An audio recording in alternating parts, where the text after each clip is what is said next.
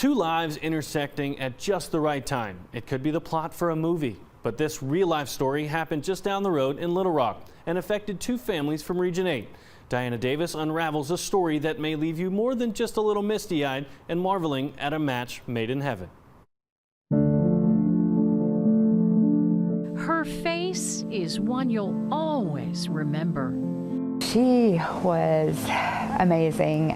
She was so full of life. She just loved life. 29-year-old Jamie Moffitt, a mother of two from Searcy, much loved by her mom, Heather Hall, who thinks daily of a strange twist of fate. It's so incredibly amazing. I don't know if anyone would have believed me. But not in the way you might think. Love weighs heavy when it's lost. I caught a glimpse of the state trooper emblem on the side of the car. He was looking for Jamie's next of kin. She's been taken to UAMS. It's really all the information that he would give me. Another car crossed the center line on State Highway 258 in rural White County and hit Jamie's convertible head on. She wasn't wearing a seatbelt and was thrown from the car, suffering a traumatic brain injury. They had her on life support. She was not breathing on her own. Her brain was swelling out of control. There was not anything they could do. She would never be her again. You know, she had too much life to be confined to a bed like that. Heather learned Jamie had chosen to be an organ donor on her driver's license. Super proud of her for that. But that meant keeping Jamie on life support until the surgery to harvest her organs. The pain was almost more than Heather could bear. We pulled into the UAMS parking garage. I seen she had one of these little pink parking tickets that they give family members. She came walking towards me and she said, "Can I ask you a question?" Little did either of them know that pink parking pass would prove life-changing. She said, "But I just hung it on my rearview mirror." She said, "This will be the last day I come." One asked the other why they were here and discovered they both had daughters nearly the same age. I said, "Well, we're here because my daughter is donating her organs." I said, she's on life support and we're getting ready to take her off of life support. I immediately started crying and she was crying. She said, "What is your daughter's name?" And I said, "Her name is Jamie." She said, "My daughter's name is Katie." In the brief seconds that remained, Heather asked why Kim's daughter was in the hospital. She needs a liver transplant. I said, "She's very sick." In 2014, I was playing some scrimmage ball at college and I just kind of fell to the floor. Katie was a freshman at Crowley's Ridge College when her world came crashing down. I was in isolation. It all started with a disease called autoimmune hepatitis. Your liver attacks your immune system, so you don't have an immune system. My doctor at Children's told me that I could not be around anyone.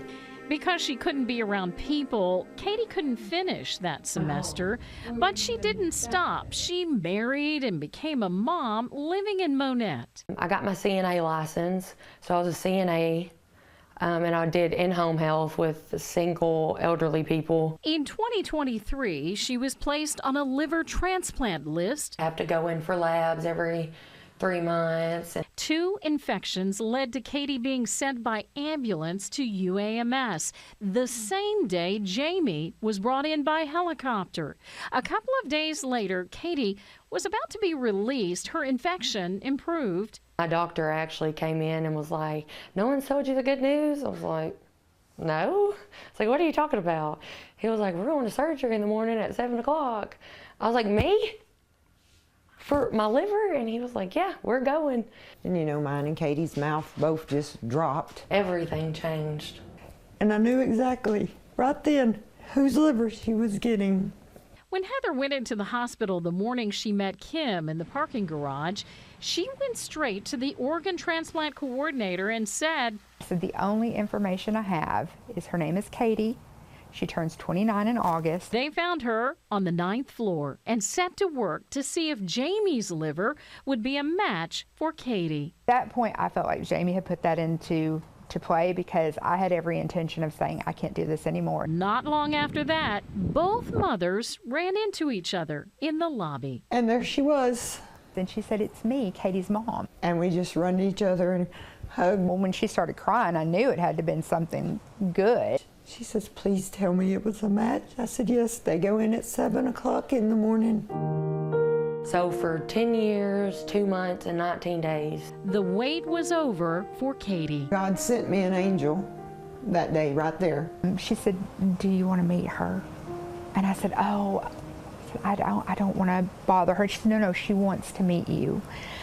And I said, okay, I would love to. The sacrifice made by Jamie was not lost on the Davis family. She's the one that saved my baby's life. In the end, Jamie Moffitt helped 7 different recipients like Katie. We did what Jamie wanted. 2 young women whose lives intersected at just the right time, one saving the other. And it all began with a pink parking pass. For the caregiver.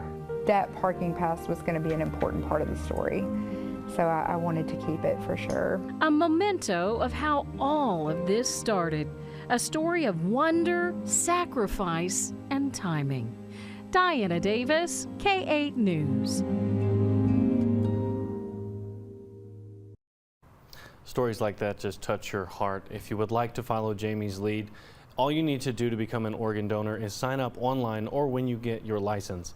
Make sure you tell someone of your wishes, or you can sign up through the Health app on your iPhone.